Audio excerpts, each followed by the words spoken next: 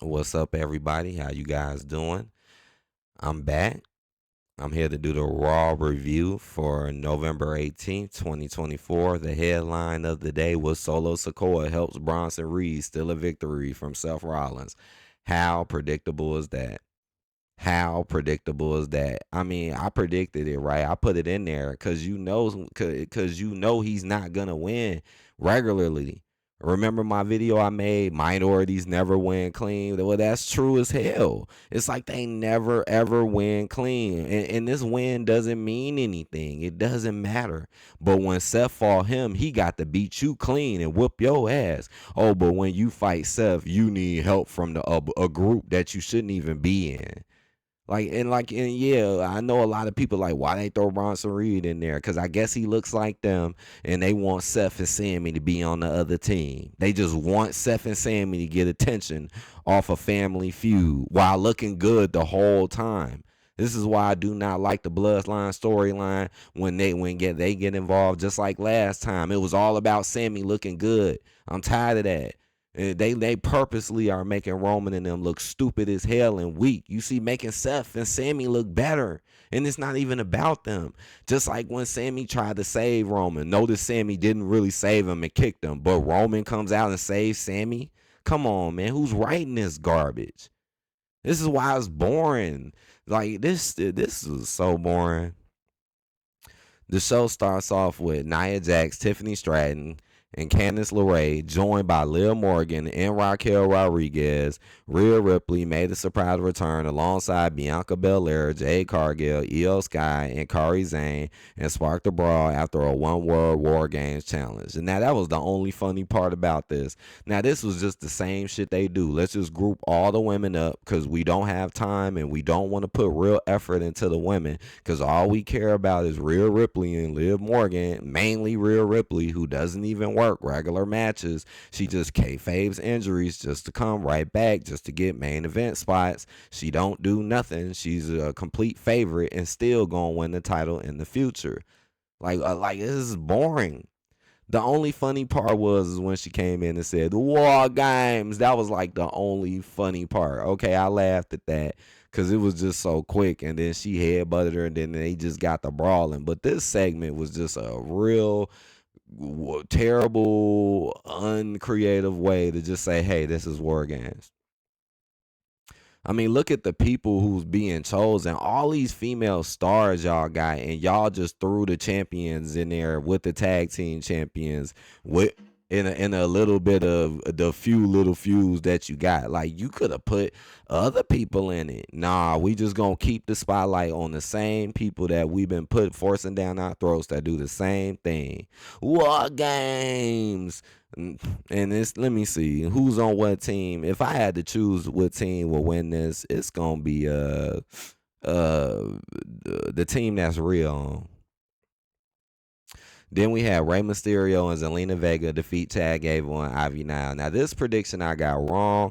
I thought maybe they would let Chad win this time because he was with Ivy, but I guess not. I guess they just don't have nothing really for American made. Kind of like Chad Gable's old group, like nothing for them.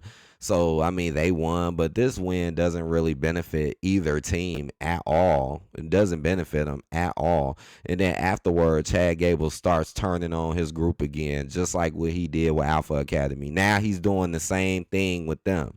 And you see how the Alpha Academy stuff happened. It didn't really go nowhere, or like the oldest beef, it didn't go nowhere. So now this ain't gonna go nowhere or do nothing. So that was total waste of time.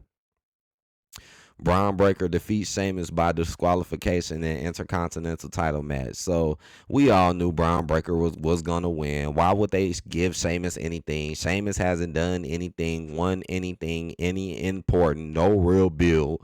It's the same old garbage. Duh, he's gonna win. So what if he won by disqualification? He still won, and nobody thought Sheamus was gonna win. Okay, no one thought this at all. Like, come on now. And what the hell? Why would he even interfere anyways? I don't know. This is just, but he can't even help Gunther. This is just stupid. Braun Breaker's title run has been trash. The War Raiders defeat Dirty Dominic Mysterio and Carlito. How predictable is this?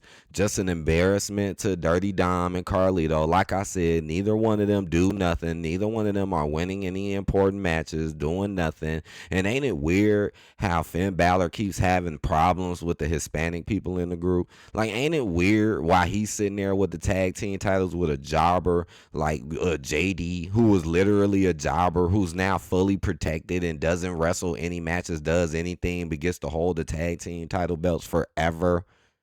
They just brought the Raiders back, so they want them to win. And I mean, obviously, this was just a knock on them, so JD and Finn can come in and just clean up the mess, right? 9 times out of 10, Judgment Day gonna win this one. They gonna, and for all we know, use the help of the ones who just lost this match for them to win. I don't think Viking Raiders are beating them. They hold them titles like crazy. But like I said, but make Jade and Bianca put their stuff up like every episode. Meanwhile, they had theirs for months. I bet you most people can't even remember when they won them. But like I said, why Finn have a problem with Damien at first, and you see he split up, fought him, they fell out. Now that Damien is gone, now you got a problem with Dominic. Like, what the? Who is writing this stuff? And then you send them on a mission, and then they lose, and then clearly you and your job or homeboy gonna come out there and clean up their mess. Boring and predictable and stereotypical. There's so many problems with this. Oh, and the Raiders get jumped afterwards. Whoop-dee-doo. Big Bronson Reed defeats Seth freaking Rollins. And that's only because of the Judgment Day help. I mean, not the Judgment Day, Bloodline help. I predicted this. I did not watch no show spoilers for this tape show. I did not. I instantly knew it because I knew that's what they were going to do because they already had them fight. So why make them fight again? And you know he was just with them. So duh, Bloodline was going to come out, make a distraction so he can win. Duh. Again, not making him look strong at all. But when Bronson went against Seth, you made Seth look like a damn legend, just like you made him go against fucking Omos and everybody. He just keeps beating people bigger than him that are not white, and he keeps beating them clean. But when they fight him, they need help. They need help and all of this garbage. This is not fun. And what is Jay and them really doing now? What is Jay and them even really doing at this point? Sami and them shouldn't even be in this fucking storyline. You just having Sami just having title shots after title shots, title runs. Now you're getting all the clout off a Bloodline storyline, and you're a nothing jobber too. Man, this is terrible and very predictable. Like, duh, he was gonna win. Duh. His main event was boring as hell because you knew exactly what was going to happen. Why be excited about somebody that never gets a build? Like, none of these people, it's like Mr. H expects you to come to these shows and just be happy because you there, right? While not giving you literally anything creative or good. That's why the ratings is some of the worst we ever seen lately, because it's not creative, it's not good. It's not, and it's pretty obvious that it's huge problems with the way people get booked and pushed. It's pretty obvious. Like I said, it's like he just wants you to be happy for nothing while giving you nothing, while running around trying to act like he the best thing running around, but you are clearly the worst. You are clearly the worst. You're not the best. If you was really that good, things would be way better than what they are now. This is a bad time in wrestling because Survivor, we already had boring ass Crown Jewel with both title holders fighting for no reason over a big dumb belt that we'll never see again. Now we got a big dumb mid-card female title when you ain't doing nothing with them correctly either. It's just stupid. Everything is just so dumb now, and it don't make no kind of sense. And it's only to boost. It's like he just keep boosting and putting up the same people while putting down the other ones. It's ridiculous. It's sad because a lot of people out here like some of these stars, you know. They like some of these people, and they don't get nothing. They don't get nothing. They don't get no shine. They don't get nothing. This show is horrible, man. This is a 1 out of 5, man. This is bad. Wasn't nothing really good.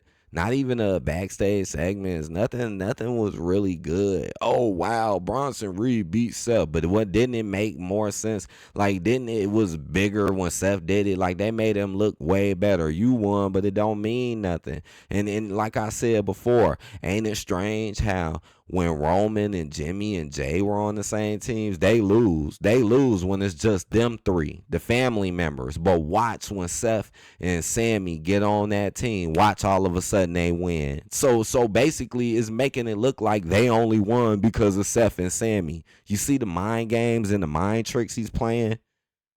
And it ain't even creative because it's really about forcing people down your throats. The creativity is thrown out the window. And forcing people that ain't even really that liked. But all right, man. I hope y'all enjoy this. Hit the like button, comment, and I'll probably be back for SmackDown. Hopefully, I can live stream that, man. Hopefully, ain't no damn tape show. They need to stop taping these shows, man. Golly, y'all need to stop. But all right, I'll talk to y'all later.